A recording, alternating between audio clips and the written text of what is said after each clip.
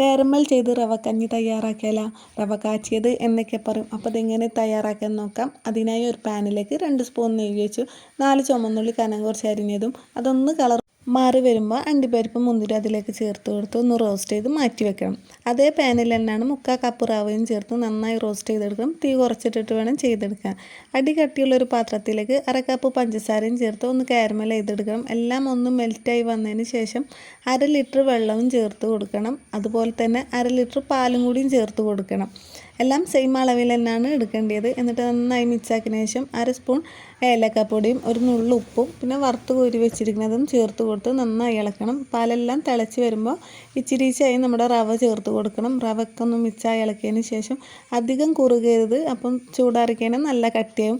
പാകത്തിനുള്ള കുറുക്കായ ഓഫ് ചെയ്യണം. അതിൻ്റെ മുകളിലേക്ക് 1 സ്പൂൺ നെയ്യും ഒഴിച്ച് ഒന്ന് മിക്സാക്കി എടുക്കണം.